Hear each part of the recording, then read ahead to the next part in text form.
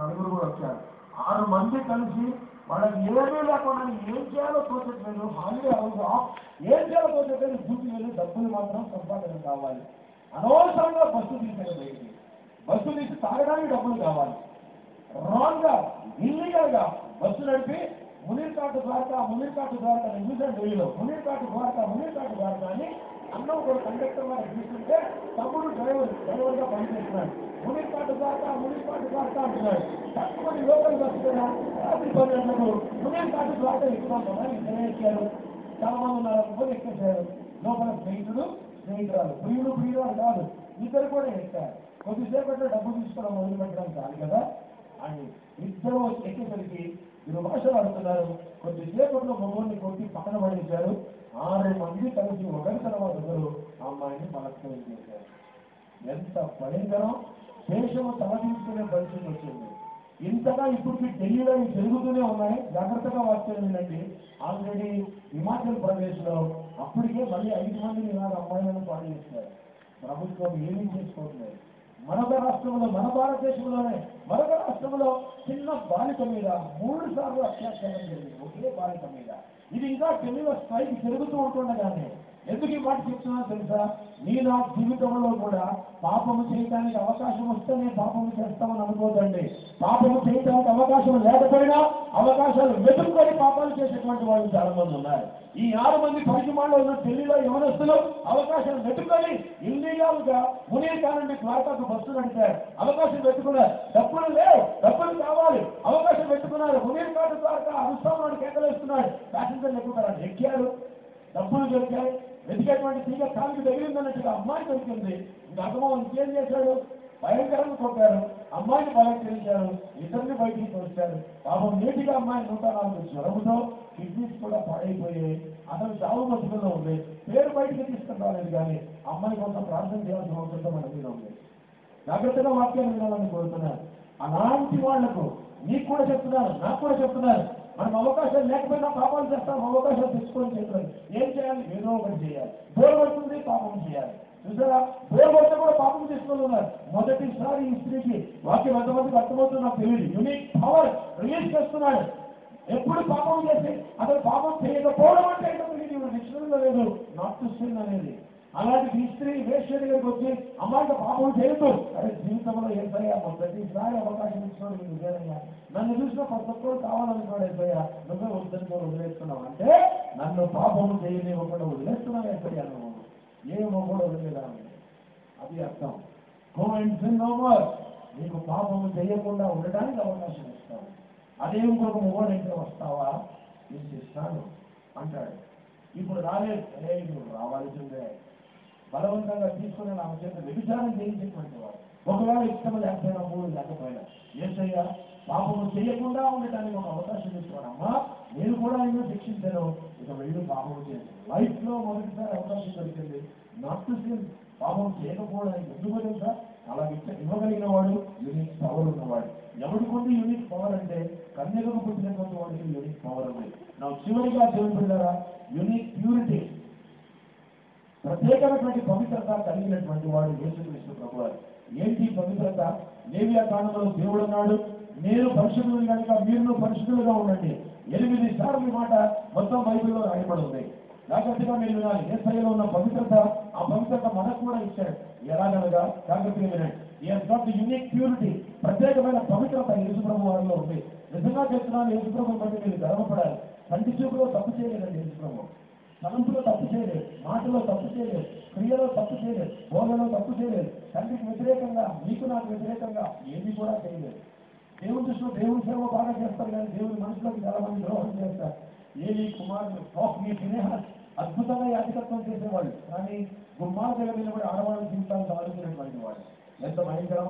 దేవుని సేవ చాలా బాగా చేస్తారు కానీ దేవుని బిడ్డల జీవితాలను నాశనం చేస్తారు. అలా అర్థం చేసుకోవాలి. మీరు యేసుక్రీస్తు వాడు పవిత్రమైనటువంటి వాడు. ఎప్పుడు కూడా ఏ తప్పు చేయలేదు, పవిత్రంగానే జీవించాడు. లేవియా కాండం 17వ అధ్యాయం 11వ వచనాన్ని కనుక చదివితే ఎందులో జీవం ఉంది? నాకు జవాబు కావాలి. మెడికల్ గా జీవం ఎందులో ఉంది? గుండెలో. బైబిల్ ప్రకారం బిబ్లికల్ గా జీవం ఎందులో ఉంది? రక్తములో. రక్తములో జీవం ఉంది. జాగ్రత్తగా వెళ్ళాలి. ఇది బ్లడ్ మనలో ఉన్నటువంటి పాపపు రక్తం పోయి మనిషి రక్తం రావాలంటే ఈ రక్తం నాకు నేను చేస్తాను. రక్తం. అందుకనే నీవు నాది రక్తము ఇతరులకు ఎక్కించే మునుపు ఖచ్చితంగా పరీక్షలు చేయబడతాయి. కానీ హెచ్ఐవి ఉందా, ఎయిడ్స్ ఉందా, షుగర్ ఉందా, బీపీ ఉందా, అసలు ఈ రక్తం మరొకటి పనికి వస్తుందా, పనికి రాదా? అది పనికి వస్తుంది అంటే ఒకరు ఎక్కిస్తారు, కానీ అది పనికి రాదు అంటే మాత్రం ఎవరికి ఎక్కించాడు. అది పనికి వచ్చినా ఆరోగ్యం కొరికే పనికి వస్తుంది, కానీ జాగ్రత్తగా మీరు వినాలి, అది మాత్రం రక్షణ కొరికి ఏమాత్రం కూడా పనికిరాదు. లేవియాకాండం 17:13 ప్రకారం రక్తంలో జీవం ఉంది, అందుకనే రక్తములు తాకూడదు, తినకూడదని దేవుడు చెప్పాడు. ఇప్పుడు యేసు ప్రభు యొక్క రక్తంలో జీవం ఉంది కనుక ఆ రక్తం బ్లడ్ ట్రాన్స్ఫ్యూషన్, ఆ రక్తం మనలోకి వస్తే ఆయనలో ఉన్న పవిత్రత ఆటోమేటిక్ గా మనలోకి వస్తుంది. చిన్న ఉదాహరణ, మూరీలు అమ్ముతా ఉన్నాడు అప్పుడు బీచ్ దగ్గర. ఎంత ఒక పొట్లం అంటే 5 రూపాయలు, ఇంత మూరీలు మిక్చర్ 5 రూపాయలు అన్నాడు. సరే ఒక 10 రూపాయలకి మూరీ మిక్చర్ ఇవ్వు అన్నాడు. చక్కటి మనకి అస్పష్టంగా ఉల్లిపాయలు కోస్తున్నాడు. కోస్తూ చేయి కట్ చేస్తున్నాడు. చేయి కట్ చేసినప్పుడు ఆ చిన్న రక్తపోటు ఉల్లిపాయలు పడింది. ఆ ఉల్లిపాయలు చూడకుండా మూరీ మిక్చర్ తినేశాడు. కొంతకాలానికి హెచ్ఐవి తిన్నవాళ్ళకి వచ్చింది, కోసిన వాడికి హెచ్ఐవి ఉంది, మూరీ మిక్చర్ అమ్మినవాడికి హెచ్ఐవి ఉంది. వాడి రక్తం వీళ్ళు తినేశారు, ఉల్లిపాయలు మూరీ మిక్చర్ కలుపుకోవాలి. కొంతకాలానికి వీళ్ళు కూడా హెచ్ఐవి వచ్చింది. ఎందుకో తెలుసా? వాడి రక్తం వీళ్ళలో వెళ్ళింది. కాబట్టి నీ రక్తంలో ఎయిడ్స్ ఉంటే నాకు ఎక్కించలేదు, నా రక్తంలో హెచ్ఐవి ఉన్నా నీకు ఎక్కించలేదు. నా రక్తం కలుషితమైనదైతే నీకు కావాలంటే రక్తం ఎక్కించని ఎందుకు తెలుసా? నాదొక పనికిరాని రక్తం, నీదొక పనికిరాని రక్తం, ఒకరి రక్తాల కొద్ది పనికి రానే రావు. ఎందుకో తెలుసా? నా రక్తం మంచిదైతే నీకు ఎక్కిస్తున్నప్పుడు నీకు ఆరోగ్యం, నా రక్తం కలుషితమైతే నీకు ఎక్కిస్తే నీ ఆరోగ్యం పాడైపోతుంది.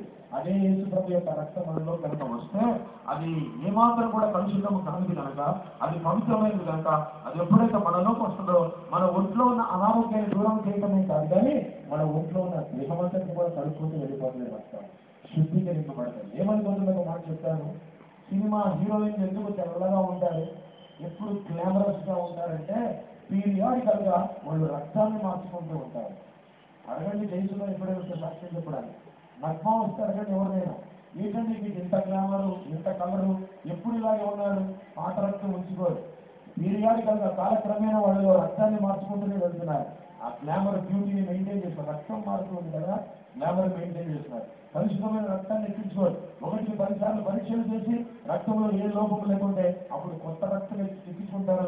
ఇలా పాత రక్తాన్ని అక్కడ బయటికి పంపిస్తుంటారు, కొత్త రక్తాన్ని ఎక్కించుకుంటూ ఉంటారు గ్లామర్ పెరగడానికి. చివరికి ఏమైపోతారు?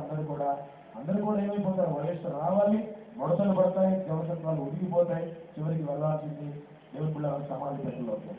ఎంత భయంకరం! ఎంతవరకు రక్తం? వయసు ఉన్నంత వరకే. ఎంతవరకు రక్తం? నువ్వు బతికినంత వరకే. ఎంతవరకు నీ బతుకు? దేవుడు నీకు భూమి మీద ఆయుష్ ఇచ్చినంత వరకే. దేవుడు పిలిస్తే నీకు లేబర్ అంతా కూడా ఏమైపోవాలి, నీ అన్నమంతా కూడా ఏమైపోయాలి. కాబట్టి 4వదిగా యునిక్ ప్యూరిటీ. ఇలాగ జన్మించిన వాడికే పవిత్రత ఉంటుంది, ప్రత్యేకమైన పవిత్రత ఉంటుంది. ఆ పవిత్రత మనకు ట్రాన్స్మిషన్ అవుతుంది. నీ రక్తం నాకు వస్తే రోగం, నా రక్తం నీకు వస్తే రోగం. రాయపరెడ్డి ఒక రోమన్ క్యాథలిక్ ఫ్రెండ్ ఉన్నాడు నాకు కర్నూలులో. అతనికి పెద్ద యాక్సిడెంట్ అయి చాలా రక్తం పోయింది. వెంటనే తీసుకుని కర్నూలు జనరల్ హాస్పిటల్, కేజీహెచ్ అంటే చాలా పెద్దది మా కర్నూలులో ఉన్న జనరల్ హాస్పిటల్, అక్కడ తీసుకుని రాయపరెడ్డి స్నేహితుని అడ్మిట్ చేశారు. సరిగా రక్త పరీక్ష జరిపించలేదు, పొరపాటు జరిగింది, తొందరపడ్డారు. రక్త పరీక్ష సరిగా చేయకూడనే నా స్నేహితుడి రాయపరెడ్డికి రోమన్ క్యాథలిక్ ఎక్కించేశారు రక్తాన్ని. కొన్ని రోజులకు ముఖము పెళ్ళులాగా ఉబ్బిపోయింది. ఈ పెళ్ళులు కన్నా ఒక రూపము ఆకారం ఉంది, ఆడి ముఖానికి రూపం లేని ఆకారం లేదు, పైన కరెక్ట్గా ఉబ్బిపోయింది ముఖం, 10 మంది చచ్చిపోయాడు కేవలం రక్తం ఎక్కించినందుకే. ఆలోచించండి, ఎవరిలో కూడా పవిత్రమైన పరిశుద్ధమైన రక్తం లేదు. ఎందుకో తెలుసా? మనం తల్లికి తండ్రికి పుట్టాం, ఆయనలో మాత్రమే పవిత్రత ఉంది. ఆయన రక్తంలో పరిశుద్ధం. ఎందుకో తెలుసా? తల్లికి మాత్రమే పుట్టాడు, ఆయన తండ్రి దగ్గర నుంచి వచ్చాడు కనుక.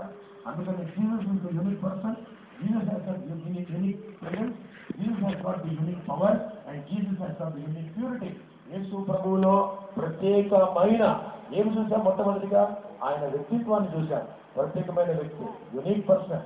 రెండవదిగా హెస్ గాట్ యూనిక్ పేరెంట్స్, ప్రత్యేకమైన తల్లిదండ్రులు ఉన్నారు. తండ్రి పైన ఉన్నాడు, తల్లి కింద ఉంది, మనకు తల్లి తండ్రి ఇద్దరి కిందనే. మూడవదిగా యేసు ప్రభువుకి యూనిక్ పవర్ ఉంది. ఎందుకో తెలుసా? కన్యకు పుట్టాడు కనుక ప్రత్యేకమైన శక్తి ఆయనలో ఉంది. ఏంటా శక్తి? సైతాన్ని జయిస్తుంది, రోగాన్ని జయిస్తుంది, శోధన జయిస్తుంది, దయ్యాన్ని అణిచివేస్తుంది, ఈవెన్ చివరికి సమాధిని కూడా జయిస్తుంది, చావును కూడా జయిస్తుంది. అలాంటి పవర్ యేసు ప్రభువులో ఉంది. నిన్ను కూడా పాపము చేయనివ్వకుండా కూడా చేస్తుంది ఆయన శక్తి. అందుకనే మొదటిసారి అవకాశం దొరికింది ఒక వ్యక్తికు పాపం చేయకుండా వెళ్ళిపోవడానికి. ఒక మగోడు దృష్టిలో పడి పాపం చేయకుండా వెళ్ళిపోయింది మొదటిసారి ఈవిడే. అసలైన మగోడు వచ్చాడు జీవితంలోకి యేసు ప్రభు వారు. అందుకే జీవితంలో పాపం చేయకుండా వెళ్ళిపోయాడు. నాలుగవదిగా యూనిక్ ప్యూరిటీ, ప్రత్యేకమైన పవిత్రత యేసు ప్రభులో ఉంది కాబట్టి యేసుక్రీస్తు ప్రభు వారు ఈరోజు రక్షకుడు కాగలిగారు. ఈరోజు సాయంకాల సమయమున దయచేసి మళ్ళీ చెప్తున్నాను, ఇప్పుడే కాదు ఎప్పటికైనా గుర్తుంచుకోండి. 1-2 నిమిషాల్లో ముగించేస్తున్నాను వాక్యం. క్రిస్మస్ జరుపుకున్నప్పుడు ఖచ్చితంగా ఇంటి మీద స్టార్ను పెట్టండి. ఏదో జోక పైన స్టార్ కింద బారని జోక్గా చేయట్లేదు. నిజంగా ఇంటి పైన స్టార్ పెట్టండి. ఎందుకు స్టార్ పెట్టమని చెప్తున్నానంటే, ఎక్కడైతే నక్షత్రం ఆగిందో ఇంటి మీద ఆ ఇంట్లో యేసయ్య ఉన్నాడని చెప్పే జ్ఞానులు ఆ ఇంట్లోకి వెళ్ళినట్లు మత్తయి సువార్త 2వ అధ్యాయంలో రాయబడింది. మీ ఇంటి మీద స్టార్ ఉంది అంటే అర్థం ఏంటంటే మీ ఇంట్లో యేసయ్య ఉన్నాడు అని అర్థం. నువ్వే నక్షత్రం అయి ఉన్నావు అంటే అర్థం ఏంటంటే నీ యొక్క ఇల్లైన నీ గుండెలో యేసు ప్రభు ఉన్నాడు అని అర్థం. అందుకనే మనము నక్షత్రాలుగా పిలువబడ్డాం. మన ఇంటి మీద నక్షత్రం కూడా ఉండాలని దేవుడు కోరుతున్నాడు. మర్చిపోతండి, రాబోయేటువంటి సంవత్సరాలు మీలాంటి అందరం కూడా చాలా క్రిస్మస్లు జరుపుకోవాలి. మనందరం కూడా దేవుడు ఆశను మీకు ఇవ్వాలి. ఇక మీద గుర్తుంచుకొని ఒక స్టార్ ఖచ్చితంగా ఇంటి మీద పెట్టండి. రెండవదిగా భోజనాలకు బట్టలకు అధిక ప్రాధాన్యత ఇవ్వద్దండి. ఎవడో పిలవగానే వచ్చి భోజనం చేస్తావా, ఆయన వచ్చి భోజనం చేశాడు, ఈవిడొచ్చి భోజనం చేసి, ఎవడు భోజనం చేస్తే చేయకపోతే మనకేంటండి, ఎవరు వస్తే ఏంటి రాకపోతే ఏంటండి, యేసయ్య ఉంటే అంతే చాలు. యేసయ్యను ఆరాధించగలిగితే అంతే చాలు. పండుగ అంటే బట్టలు కాదు, భోజనాలు కాదండి. యేసుక్రీస్తు ప్రభువారు ఆరాధించబడితే నిజంగా అదే నిజమైనటువంటి పండుగ. వంటలకు ప్రాధాన్యతనిచ్చామా, ఉదయాన్నే కూరలు సిద్ధపరిచామా, కానీ కాదు మళ్ళీ చెప్తున్నాను, వాటన్నింటిని వదిలేయండి. ఎంత వాక్యం చదువుతారో చదవండి, ఎంత ఓపికంటే ప్రార్థన తగ్గించి స్తుతి ఆరాధన పెంచండి. క్రిస్మస్ టైంలో దేవుడు ఎంతో సంతోషిస్తాడు. మొత్తం అధ్యాయాలన్నీ కూడా చదివాను, 1కి 10 సార్లు ప్రతిరోజు కూడా చదువుతున్నాను. ప్రతిరోజు 3-4 క్రిస్మస్ పాటలు పాడుతూనే ఉంటాను. 10వ వాక్యమే మళ్ళీ చదువుతుంటాను. కోనసీమ ఉంది, రాయలసీమ ఉంది. బైబిల్ గ్రంథంలో కోనసీమ ఉంది. నేను రాయలసీమ ఉంది, మీరు చాలా మంది కోనసీమలు, యేసు ప్రభు కొండసీమ ఉంది. లూకాసు సువార్త 1వ అధ్యాయం చదివితే కొండసీమలోకి వెళ్ళింది వాళ్ళ అమ్మైనటువంటి మరియ. కొండసీమోడు వర్షమవుతాయి అన్నమాట. ఆ కొండసీమోడు ఎందుకో తెలుసా, పర్వతాల మీద ఉన్నవాడే దేవుడు, కొండ మీద ఉన్నవాడే దేవుడు. అసలైనటువంటి వాడు ఆయన, 7 కొండలోడు కాదు. అది గ్రహించాలండి. పర్వతముల మీద నివాసం ఉండేటువంటి వాడు, షెడ్డాయ్ పర్వతములాంటి సర్వశక్తి గల దేవుడు ఆయన. కొండసీమలో ఉన్నటువంటి వాడు ఆయన. కొండల మీద తిరిగినటువంటి వాడు ఆయన. ఒలివల కొండ మీద నుంచి ఆరోహణ మీద వెళ్ళినటువంటి వాడు ఆయన. అందుకనే కొండసీమలో ఉన్నటువంటి వాడు యేసుక్రీస్తు ప్రభువాన్ని ఎంత ఆరాధించి ఎన్నిసార్లు చదివినా, ఎన్ని పాటలు పాడినా ఎప్పటికి కూడా మర్చిపోలేదు. 3వదిగా, మీకు చాలా మంది కోపం రావచ్చు, నచ్చకపోవచ్చు. విజయనగరంలో స్టేట్మెంట్ చేశారు, నేనంటే చాలా మంది కోపం, ఎందుకంటే వాక్యం బాగా చెప్తానని.